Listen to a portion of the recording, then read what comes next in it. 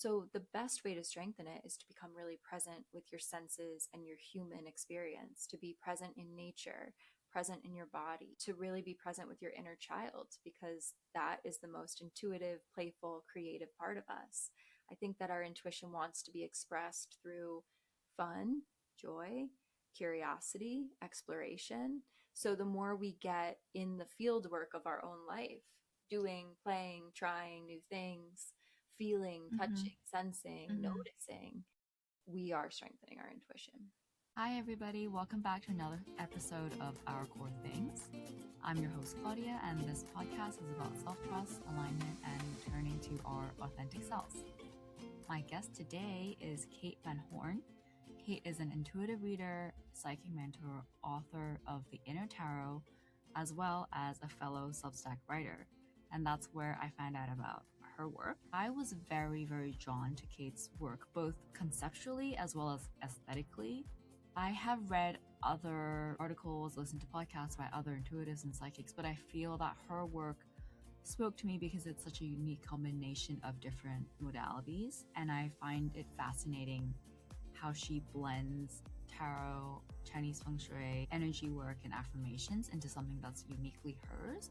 And I think that is what we need a lot more of in this world.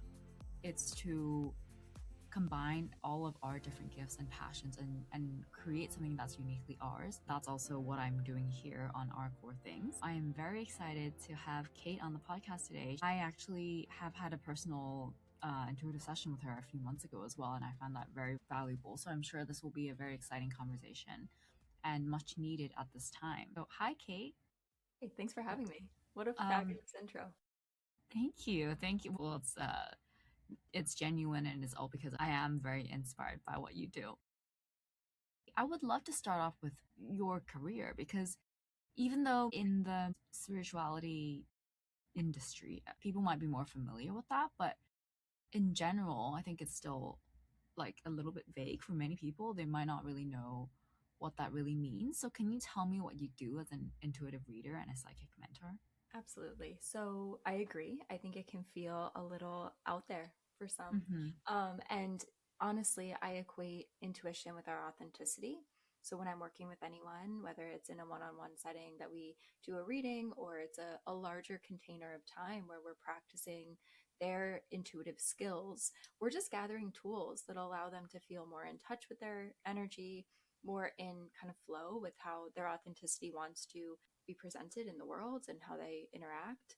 I think there's a lot of kind of dimming of our intuitive gifts, which leads us to questioning and feeling like it's weird.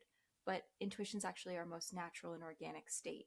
So it's funny how we have to relearn how to kind of like go back to what has always been very natural for us. So yeah, that's how I describe it. It's like coming back to our natural settings and having more tools and more options to express ourselves authentically. Right.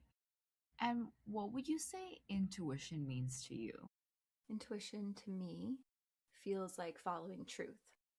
So if it's the truth of how your heart feels, the truth of what you're wanting to say or share, the story you want to tell, if there's truthfulness and embodiment in what you're doing, expressing, how you're moving, there's intuition there as well. And so, as an intuitive reader, I would love to understand the process of how you tap into other people's energies, especially when they're not physically in the same room as you.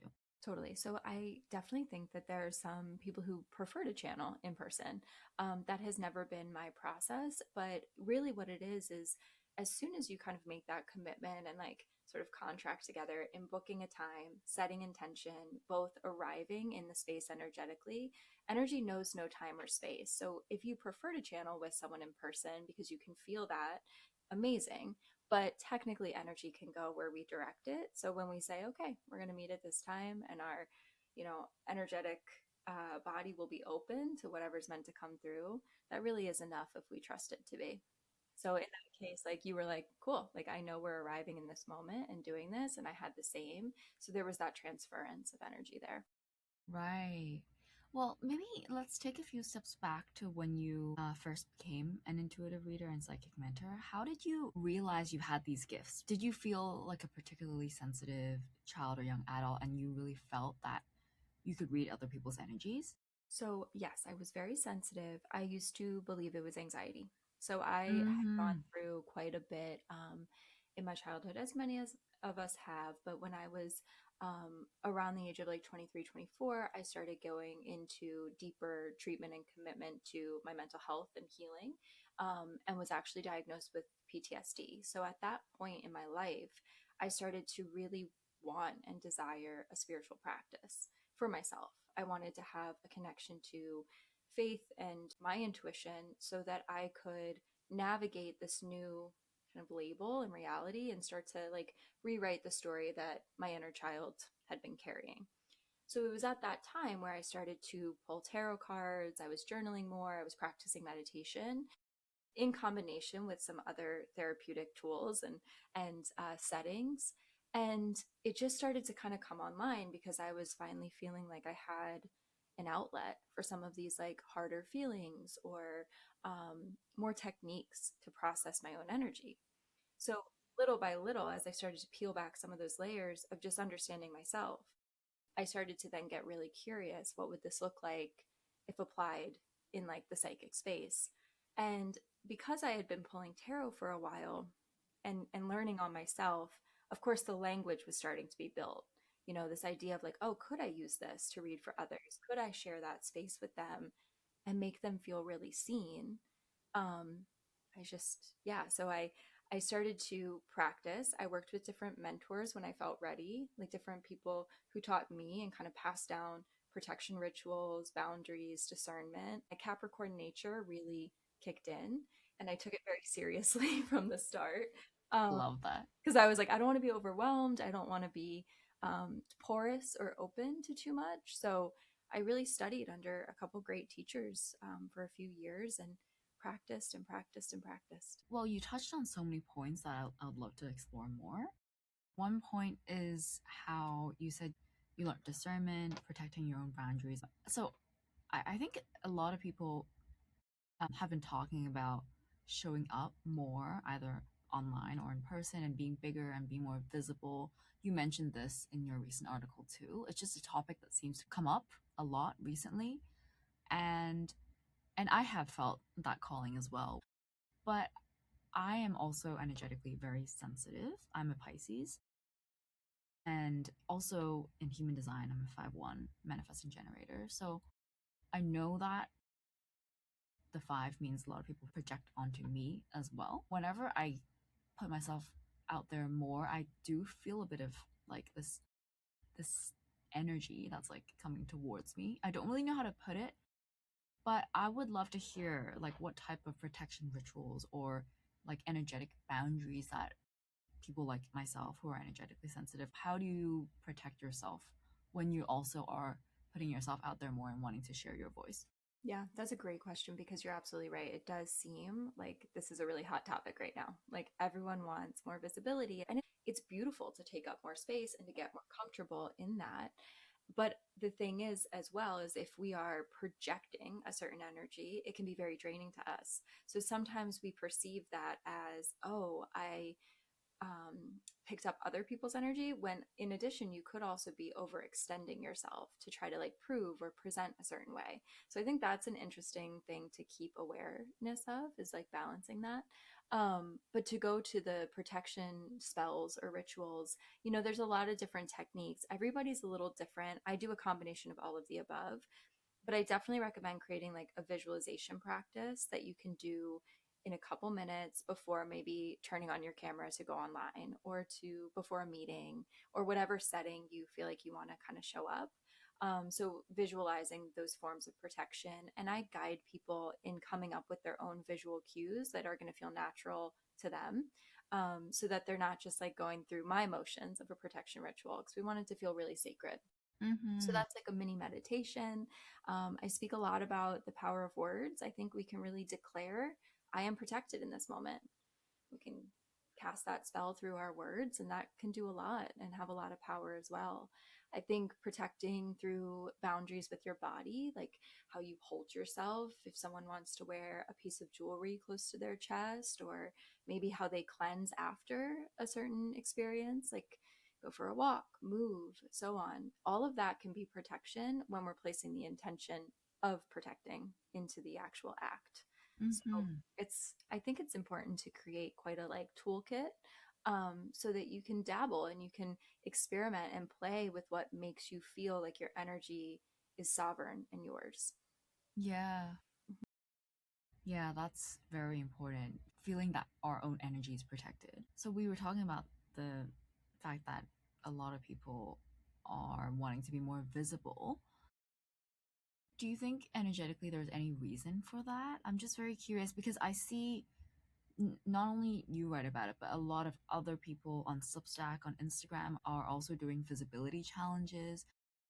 And I was thinking, is it just this bubble that I'm in where I'm seeing a lot of this, or is it more of a general vibe and trend? Yeah, What do you think? I think it's both. I think it's Yeah. definitely a trend. And when trends come up, there's something in the collective consciousness. I wrote about this recently about sourcing and finding different ideas and noticing where they're coming from, where the source of the idea creatively came from. So for Mm-hmm. me, like if you're starting to recognize a pattern, like, oh wow, everyone's talking about visibility, like there's something there, you're not making it up, right? Like, so starting to lean into it and to decide how you can contribute to that conversation. I think astrologically, there are a few shifts that have recently happened that do support this idea that we want more visibility. I also noticed in this year, particularly, I would say even more than visibility, people are really ready to try something differently and to kind of, if they're used to like a pattern mostly taking them this way, veering in the opposite direction and just completely rewiring. That was a big theme for 2026 in my readings at the beginning of the year of like, I've tried it one way for a while. I kind of want to say like, screw it, let's try this. And I think that leads to this like, not reckless, but this energy of like, I'm just going to show up. I'm going to try. I'm going to give it a shot. I'm going to take a risk and be bold. Yeah. So that bold energy is starting to really collect. And we're seeing it online because we have a lot of options and opportunities to show up, different platforms, different content kind of like styles. You know, people want to see what works for them. We had a long chapter spiritually of like self reflection and being really attuned to the inner worlds. And I think a lot of us took that opportunity in recent years to hear from ourselves and to get reconnected to our inner voice. And now all of a sudden we're like, let me talk about it. Let me share. Let me Yeah. get it out. So true. How has that been reflected in your own journey? Have you felt um like a nudge to do things in other ways, or have you felt a calling to put yourself out there more, share more about what you do?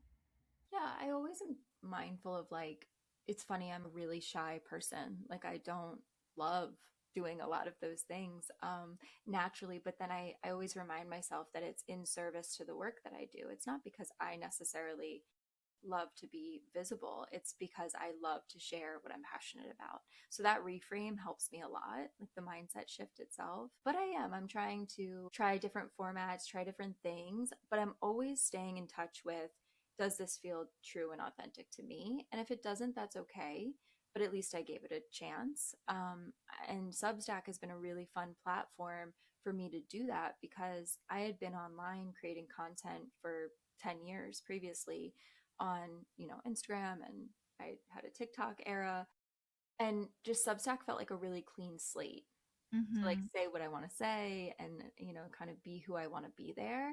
So it's been really fun to just show up how I want to, um, and feel comfortable with it. But everyone has a certain platform that works for them, and Substack is kind of mine lately. Mm. No, it's true. I actually noticed because I also follow you on Instagram.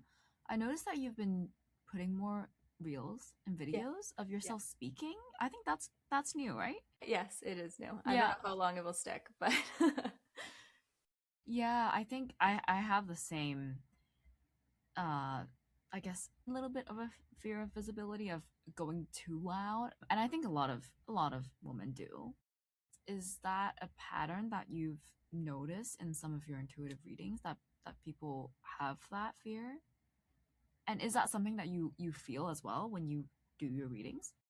I can feel that pattern for sure. The Mm-hmm. the closed offness of it usually stems from a fear of being too much in some way, being too much, too emotional, too this, too that. And that really pulls us back like a rubber band back into our body, like snaps us back and contracts our energy rather than expands it. So it's funny in the example of the reels, I don't notice that like when I watch the reels that I post, I'm like that is me, like that is true to me. Mm-hmm. However, it takes a lot to pull my energy up to do that. And Right. and that's where I have to decide like is this a good use of my creative energy? Because when I write on Substack, I can write and pour things in and I don't feel as depleted at the end. So I Yeah. speak to clients a lot about we can do both. We can heal the fear of being too much, Mm-hmm. but also it's okay to say, I don't enjoy this as much as I thought I would. Like it's okay to be willing to let certain things drop because when we start to do things continuously out of alignment, that also creates a different kind of energetic pull, if that makes sense. Mm. Yeah, that's so interesting. I've been thinking about this too because when you're putting yourself out there and moving out of your comfort zone, obviously effort needs to be exerted and we might feel more drained. And I think you do need to push yourself a little bit to the edge sometimes to grow and expand. But then where is the line between when we're pushing ourselves too much towards doing something that we actually don't enjoy just for the sake of doing it versus we actually feel energetically aligned to it? I think that's also what I'm learning to distinguish. Yeah. And it's Yeah, tough. yeah. And it's tough as a Mm-hmm. creative because creative energy is really sensitive, open, intuitive energy. So we're being influenced by what we're observing from other creators, how they're doing both admiring it and also comparing. And it really requires us to get very centered in our creative process and become, I call it like being a tuning fork for your life, like setting the frequency of how you want to show up and how you want to move and setting that as the tone so that it can be sustainable and deciding what that looks like. So, noticing, like for me, if I made a reel that was like really high energy, it just wouldn't translate as me because when people get in conversation with me, I'm more mellow and grounded, especially in my Mm-hmm. calls. In my actual work, I think about that too. Like my actual work is not the same as the content I make around it. So how do I make sure the work is what is inspiring it, not what I'm seeing online, not the trends? Yeah. Yeah, well, I think that this is a good time to segue into like how do we distinguish what is our intuition from what is anxiety? How do we distinguish what is actually our own versus what's from the outside world? So, my best way to describe this is always intuition will feel peaceful in your body, even Mm-hmm. if it's not the answer you want. So, even if intuitively you receive some message or download from your body, from a spirit guide, from your higher self, you just feel this like peace kind of run through you. And anxiety triggers some form of discomfort. It's a feeling we want to get out of because our nervous system is like, hey, this isn't fun. I'm not enjoying this feeling. So that's the key difference. Our intuition will allow us to kind of rest in it. Again, even if it's an answer we don't necessarily want to hear, there's still like a peace behind it. And it's super somatic. Okay. But then sometimes, say, for people who might be anxious to put themselves out there more, it might be something intuitively they think they should do, but then there's still that anxiety. So, how should. I think I see what you're asking. It's Mm-hmm, like mm-hmm. this chance to like reattune your nervous system Yeah. and to say, you know what, I'm choosing to go and step into a space that doesn't feel necessarily comfortable to me, but I'm also realigning with that centeredness and that value of why I'm doing it. That's why when I get in my head and I'm like, I don't really feel like filming something, I'm like, I do this in honor of and in service to Your the work. work that I love to Mm-hmm. do. Like Mm-hmm. it's, I tap back into the true frequency of it rather Yeah. than spiral, about the way I am showing up. Mm. Okay.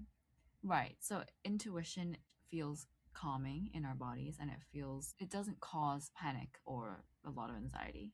Yes, it feels like we start to have the resources we need. Mm-hmm, Like mm-hmm. it feels like, okay, something is resonating and I have within me the tools, the resources to navigate what this is, Okay. even if it's new. Yeah.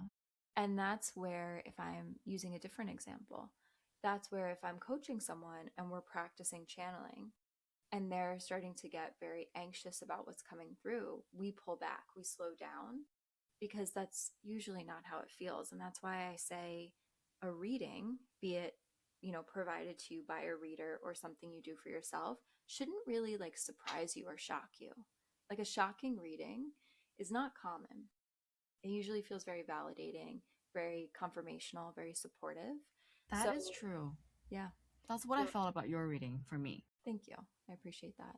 Because even though sometimes they're kind of fun dopamine hits, like I've I've had readings myself where they're saying like this is going to happen and this is going to happen.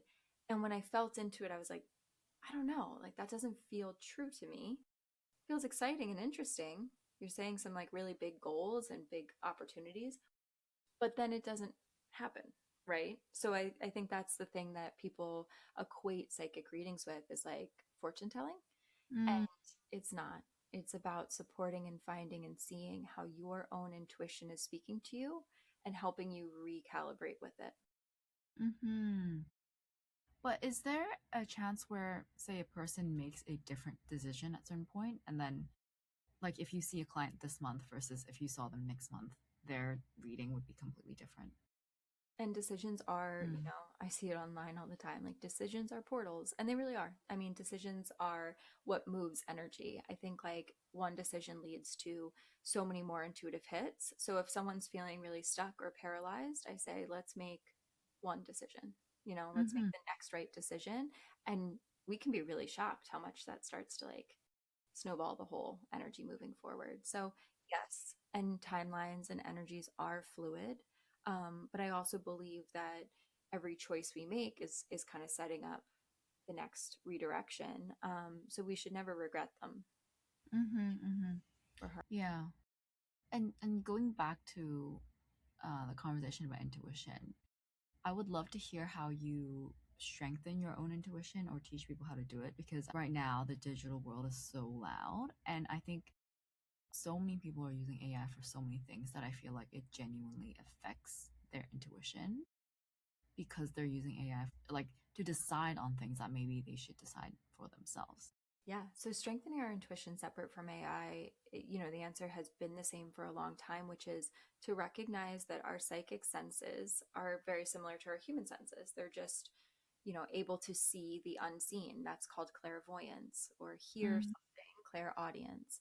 So the best way to strengthen it is to become really present with your senses and your human experience, to be present in nature, present in your body, to really be present with your inner child, because that is the most intuitive, playful, creative part of us. I think that our intuition wants to be expressed through fun, joy, curiosity, exploration. So the more we get in the field work of our own life, doing, playing, trying new things, feeling, mm-hmm, touching, sensing, mm-hmm. noticing, we are strengthening our intuition. But it takes Right. a conscious effort to do that. Yeah, play is really important, especially play outside of doing anything digitally. Yes. And I think that leads us into the AI conversation, Mm-hmm. because it is something that, and I'm never going to act like I've never used AI tools, but I We all have. notice we all have. But I notice when I'm starting to like, type and get into some Hmm. things, the energy just gets really heady and Right. very like, Yes. it's like buzzy. And when we want to activate our intuition, we actually want to drop our energy down and safely into our bodies. And I just think that the way AI churns things out so quickly, a response, this, that, it's information overload. And we as It human is. beings are not used to digesting that much energy at a time. And it's why, for example, therapists, for good reason, are very concerned about AI therapy, because you're able to do a year's worth of therapy work in an Mm. hour of chatting with AI, which is not how our body actually integrates and heals. Yes, yes. You can't process so much like memory, so much. I don't know whatever they're trying to process, right? Yeah, it's way too much at one time. Mm-hmm. So with that, separate from therapy or personal healing, I think the same goes for creative work, for social media stuff. Like if we're just outsourcing, outsourcing, outsourcing, and getting faster and faster and faster, I've noticed that even when scrolling, the energy feels more hectic. Mm-hmm. And like, I'm like, what is going on? Like it has a pulse to it, it has a new charge to it because it was created from that same charge. Yes. Yes, it doesn't feel going on Instagram does not feel calming or grounding at all. Even for a person like me who follows a lot of people in wellness, people in spirituality, people talking about meditation, it just doesn't feel good. No, it's very overstimulating, and it's a Mm-hmm. shame because I think there is such an opportunity to be like so creative online. I'm not anti social media either. Like I think it's great. It has so many gifts, but it's becoming this like chase a little bit, I think, for us to get the next piece of content out or Mm, the next hook, and AI helps us feel like we're making a lot of progress. But I almost wonder if, numbers aside, some people may be skyrocketing in visibility and views, but are we starting to just tread water now, though, because we're moving so fast, we're not really going anywhere? yeah. You know what I Yeah, mean? that's so true. And I feel like for my personal platform and business, I have asked questions to AI about where I should take it next, what are some of the ideas. But then I have actually stopped using it for at least a week this week because I have started to question is because creative ideas, like you said, come from different sources. I think it comes from the universe and source, and it's given to us. And when I'm just asking AI for the next idea, like, is that really mine? And is that what I'm meant to create? I'm not sure about that. So I like am pausing. I'm not asking it anything related to this platform. Yep. I think W- that's Yeah. smart because it's really strategic. It's answering you from a strategic level, not in a knowing what your energy best needs or how your Mm, energy wants to flow through you. Because I agree, the way you said that is exactly what I say as well. Like it's kind of a resource given to us from spirit, from the universe, an idea, creative project, a knowing. We take these mm-hmm. things and we embody and embrace them and say, I'm going to move forward with this. Like when I wanted to start reading for people, I felt this intuitive knowing and I was like, this is co-created between me and spirit. This is something we're doing together. It's like a team. And you and your creative idea, your Substack, your podcast can work as like a team. And I think that the AI influence and voice is like not really part of the team because it doesn't know you guys and you're kind of Yeah. contract together. Yeah. Well, I guess you can make it know you by sharing all of your stuff, but I still don't think that that's the same. Mm-mm, I don't think so either. Yeah. Because Mm-hmm, there's, mm-hmm. I think like it always comes back to the embodiment piece. You're not feeling that energy transfer, Mm, human to human, body to body, source to source, like there's a reason why a AI created graphic does not hit the same as a photo of nature that was captured in like a really, it's there's different energy. And I think the sooner we just stop pretending that it's ever going to replace that, I think the better because we mm-hmm. can start to use our discernment. But we're kind of skipping a step because we're trying to keep up. There's a lot of this is centered around not wanting to fall behind, I think, too, Mm-hmm. creatively. Yes. Yeah, so true. Mhm. And talking about creativity, I also was very inspired by your recent piece about how you restarted the artist's way because there's just so much chaos with this AI. Tell me about that. Tell me about your journey so far. So far, it's going well. I mean, I did not expect so many little mindset shifts about my inner artist already, but the morning pages will stir things up. So I've really enjoyed the writing. I used to write so consistently. And then once I wrote my first book and then started on my second book and added Substack, I was surprised how quickly my journaling kind of fell to the side. So that's been great to bring it back. And it's funny, I was nervous that by writing every morning that much, I would be like pulling from my creative well for my other writing I have to do. And it's quite the opposite. It like it fills the well and it keeps things moving. So Mm-hmm. I've so enjoyed it. Have you done the Artist Way? I haven't finished it. I It's think I hard to finish. really should do it this year because so this is not the first time you've done it, right? So I have started multiple times. This is the first time I'm at week 6, so I'm Okay. halfway, which makes me feel like I'm gonna get there. Um, Okay. Okay. Okay. yeah, but Right. I've done probably 2 or 3 weeks at a time and bailed. Yeah, that's exactly me because it's 12 weeks, right, in total. It's quite a long process and each week there's different things you need to do and then the 3 pages of morning pages every morning is also a big commitment. So I think I've gone as far as 5 week 5, but then you inspired me to restart it. I think I might actually do that in a few weeks. I would love Um to chat about it when you do. I know. I do more, my own morning pages anyway. I like journaling is an anchor every morning, but I wouldn't say I do 3 full pages every morning because that is quite a lot. But I know what you mean when you say journaling actually fills your cup because for me, journaling is completely different from my experience of writing Substack because it's just brain vomit. It's just emptying anything that I don't need from the day before or anything that has come up so that I can start from a clean slate for the rest of the day. And I think that's something else that connects me to intuition because I have more space and capacity for it. Completely. I 100%. I think two things it reminds me of. The journaling practice is the release, and when I'm teaching psychic protection, we release energy first and then fill back with something that's more supportive. So releasing, anxiety, worry, stress, and then visualizing something that feels more warm, light, spacious.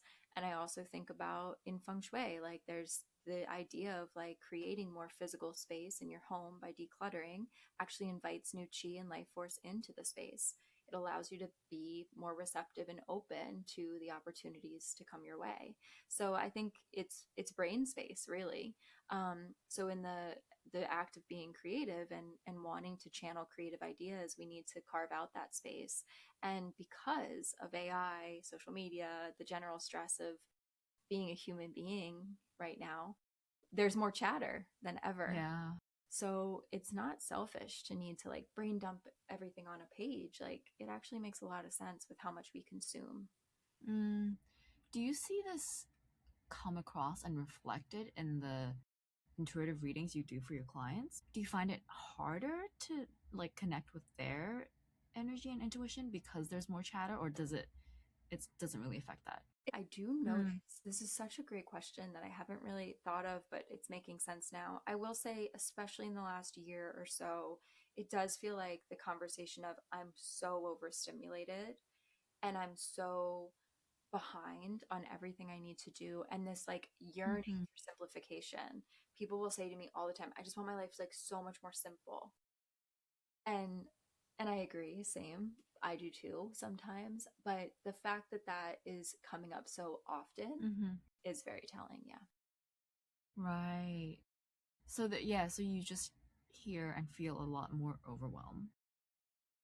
We discussed this before we started the podcast a little bit about how the recent energy has been really interesting because you don't only read into people's energy, you also read into sort of the energy of the year.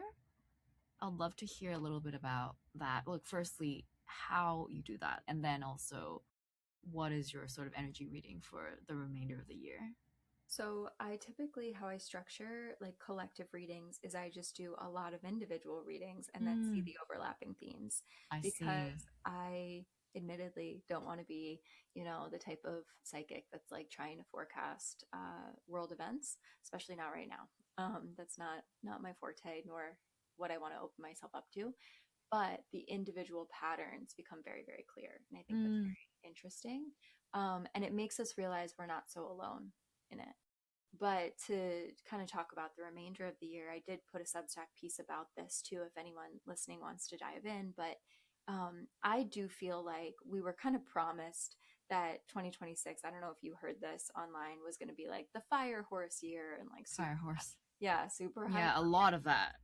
a lot of It more was than everywhere during it was Chinese New everywhere. Year in February. And it was a little much. But regardless, I think we had this idea it was going to move really, really fast.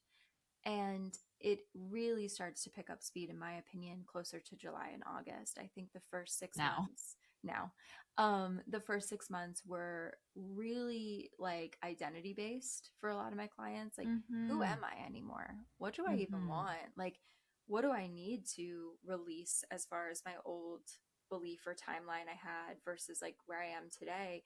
There's a lot of pivoting. People are really pivoting projects and Yeah. businesses, and like people are quitting jobs and saying, you know what, I'm just going to start over and do something radically different. And I think that's really brave, but we had to prepare for that. And then it's now in this midway point where things are picking up speed and more of the actual change is happening. um, I do like the energy I'm seeing for the fall. There's something a little bit more embodied about it. We've talked about That's embodiment. great to hear. Yeah, Uh-huh. I think we reached this like kind of breaking point, not in a bad way, in a like I don't subscribe so much to this chaos, and there's a lot of like anchoring in to like what really matters to us. What's funny is I think we've been talking a lot about doing that. We've been talking about like a slower, simpler life and things like that, and especially analog, right? And Mm. but I haven't really seen, myself included, us fully embracing and doing those things for ourselves, caring for Mm-hmm. ourselves that way, Mm. talking about it. Have you noticed that Yeah. too? Yes. Yes. I Mm-hmm. have definitely noticed that a lot of people want in person physical connections. They want to do things in person. They want to be more in touch with nature. But I think it's going back to the conversation we had just now about at the same time the fear of being left behind, because it's sort of like the FOMO. If everybody else is using AI and going online and blah blah blah, and we're not, then I'll miss out. So it's like a bit of a tug of war, and I find that within in myself too. Like I love podcasting and sharing what I've learned, but then there's also part of me that honestly does not want to be on Instagram sometimes. So it's that push and pull, I think. And I don't know how that's really going to be resolved. Neither. And I think it's just a decision of how much push and pull do I want to be allowing. But I agree. I think there's a lot of like real, honest desire for that in person. I'm Mm, glad you mentioned that because that's another huge theme. mm-hmm, mm-hmm, Just presence with our community and with nature for sure, especially with how AI is mm, impacting it. I mm-hmm. think there's a lot of layers, but to your point, we're still in this limbo of like, am I really sure that I'm gonna go do that? Am I gonna Mm. commit?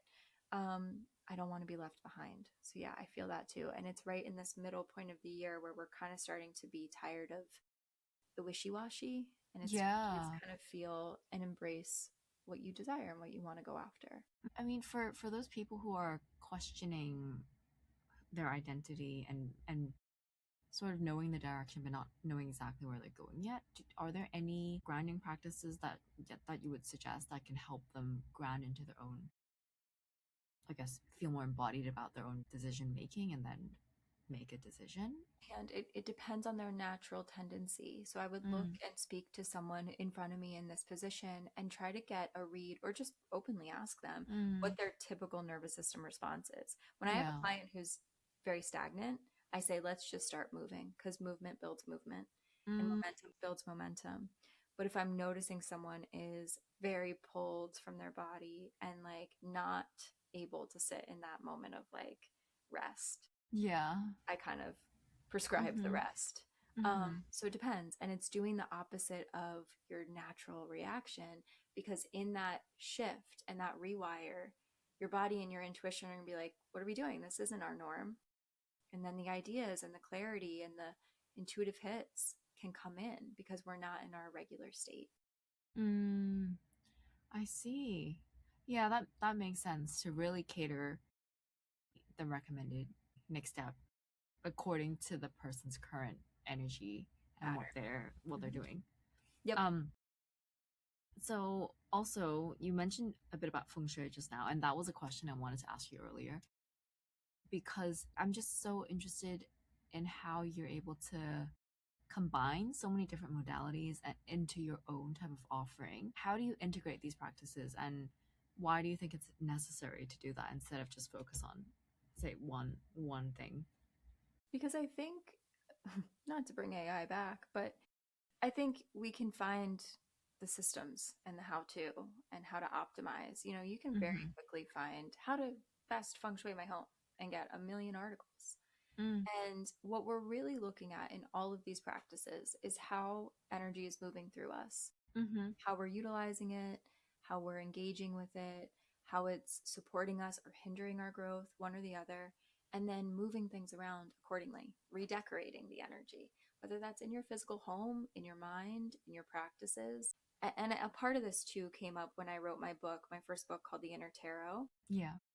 I had been teaching that system of tarot for so long, and I felt so proud of doing so. But I also was like, when I actually sit down and pull my cards, it looks different every time. And there is a level of like um, open endedness. It's not a rule book, and it never can be, and it never should be. It's something that can be expressed, and it should feel playful.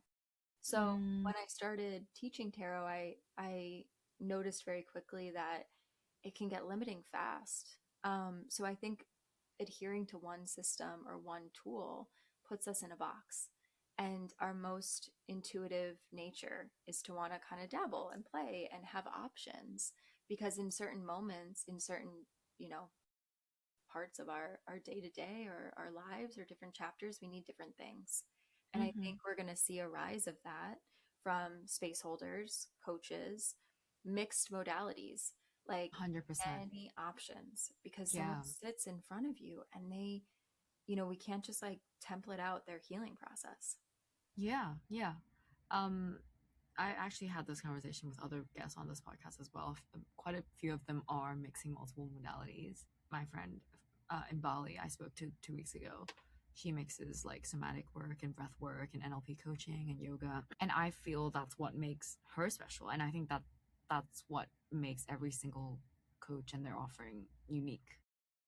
I think I mentioned this to you too, that for me, it's about holding space and really helping, like reflecting a person's truth back to them. But I do that through podcasting as well as Substack and also eventually photography. Like, I'd love to reintegrate my portrait photography back into all of this. The modalities itself might be completely different, but then the underlying idea beneath it is actually similar. It's like about holding space and reflecting a person back to them. There's a through line. Mm-hmm. Mm-hmm. Yeah. Yeah. So it's like, I love that. I love that really all of my conversations, whether we're speaking about a specific tool or just the person as a whole, there is always a through line. There's always Yeah. consistencies, and it is rooted in what you mentioned too, like just the desire to hold the space at all and to be Mm. present with them and to offer what they need. So like not going in with a plan. I've noticed that like over the years in the beginning of my psychic readings, I would come with like a very clear like notebook with the exact things I wanted to cover, Mm-hmm. share with them, and now I'm a little more freeform with it. I still prep, but I also leave room for the surprise of what I'm going to be met with because you never know. Right. Hmm. So, do you, during the readings, you will also have some new insights? Is that what you Yes, mean? yes. So what I'll do Right. is I will usually I take about like 20 minutes before and I will Mm. do a meditation. I usually play the same playlist every time. And that triggers my body to know, okay, we're like heading into that mode. Like, and I never play the same playlist when I'm channeling or connecting with my own energy. So my body knows Okay. we're gonna like, That's really yeah, interesting. yeah. And that's actually a good idea for me because I was thinking of doing a podcast ritual where before recording every podcast, I would play a meditation soundtrack to get into the zone. Um, which I do have my own like morning breath work and meditation, so that'll be separate. Um, but that makes a lot of sense. No, it's great to have like the two, like the Mm-hmm. separate. Mm-hmm. So that's what I do first, and then I'll start to do channeled writing of just like what's coming through for me quickly. I'll go into meditation. I'll see and I'll kind of like invite their energy forward. I'll pull cards. It's just kind of like a flowy process for about like 20 Mm. minutes. So then I at least have something to kick off the reading and to anchor. Yeah. And then I'll go into the session with someone and based on what they're telling me in the conversation, then I'll be Mm. getting like additional kind of pings coming in. Mm-hmm. Wow. That's fascinating. Yeah. It's cool, right? How do you I mean, when you say channeled writing, how do you differentiate that from journaling? Mm, automatic writing is a bit more of a surrender. So you're specifically going in, like, you're not really expressing your own thoughts or emotions Mm, or story. You're opening yourself to whatever wants to come through. So it does mm, require a level of protection, right? You want to feel grounded in your body, but that's where like things like the playlist, like even when I pick up my notebook, I've used the same type of notebook for like 6 years for my readings, same type of pen. Like I know what we're doing, and my journal looks different mm-hmm. and my pen looks different when I'm writing for myself. Even the location, I'll never journal for myself in my office. Like when I'm Yeah, here, I'm doing that. So there's muscle memory built. right. So would you recommend that, say, for me as well, if I wanted to have a specific ritual for pre-podcast, that I have the same exact soundtrack and sit in the same position to do that thing? Yep, they become little Yeah. anchors for you. And then, and for the automatic writing or channeled writing, it's just a matter of like not letting the pen stop. So even if you're Mm, repeating a word or you're kind of just like writing nonsense at first, eventually your body kind of clicks into that channeled state. The more you practice it, the more reps. And then you start to notice, oh, like my handwriting's changing. It's like loopier or bigger. Or sometimes people will, I used to tell the people I would coach, like, write until it surprises you. Like when you mm, read it back, you're like, that's not me. You know, there's something kind of behind those words, and it's spirit. yeah. Mm-hmm. Yeah. I agree with you. That has sort of happened to me where I am just feeling like I'm writing automatically and it's not like it didn't almost didn't go through my brain. Mm-hmm. It's a really interesting experience. Yeah, like you didn't even have to register it. It's just Mm-hmm. here. Yep, Mm-hmm. that's how you know. Well, but I guess just for people listening, if you had to recommend one small practice they could do daily to reconnect with their intuition, is there anything specific? I would say at least one time throughout the day, Mm-hmm. check in with yourself and just ask, like, what would feel most like pleasurable right now? Mm, Because pleasure, play, joy, creativity, inner child energy is what's going to get kind of the ball rolling for your intuitive mm-hmm. connection, and to allow it. And that's the biggest trick, is like you can't, say in that moment you hear, have some ice cream, whatever, like, whatever it is, go outside, go do this, take a break. You can't deny yourself that. Okay.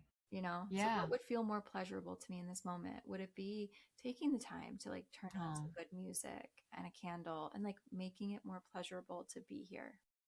Yeah, I love that. And it makes me think about how there's a lot of people who talk about self-discipline and especially people in like self-growth and productivity. And I think that actually is a big part of how I muted my own intuition because I was so disciplined like with my working out, with the like clean eating and all of the routines that I didn't factor the pleasure into it. Like if I suddenly wanted an ice cream, I'll be like, nope, just shut it down. So I think I didn't realize how much that affected my ability to hear my intuition. It does. It Yeah. does. When we get that, I really do believe in consistency and commitment. I think it's very Mm-hmm. important, right, to show up. Like that Mm-hmm. journal example or the playlist example is one, but there has to be room for flexibility and desire, pleasure, because, and even if it's like, hey, I'm still going to go do this routine, but I'm going to enhance it and make it feel softer in some way. Like I was strength training this morning and like I really liked the song that came on, and like Mm-hmm. have a dance break. Like it's not all that serious. Love. I have a few questions to end with. You can just give short answers. And I guess since you just mentioned pleasure, I'd love to know like what is fun for you right now? Like what do you do for fun? What do I do for fun? I've been watercoloring, Oh, and me too. I just yeah, bought this like watercolor sketchbook. I love it. It's so peaceful. I love working out. I love moving, but watercolor has been like a really fun practice because I am bad at it. So it's great. And what's one piece of advice you would give to your 18-year-old self? Oh my gosh. So many things. I would tell her to slow down and not be in such a rush toward her goals. She was super ambitious, and I love that about her, but I wish she had enjoyed it a little bit more. So Mm, back to that I think we pleasure. all do. And it's just such Yeah. a good reminder for us now as well, because still there's sometimes this desire to want to rush things. And like you said, right now, because the whole world seems to be rushing, like it just makes me want to rush too sometimes.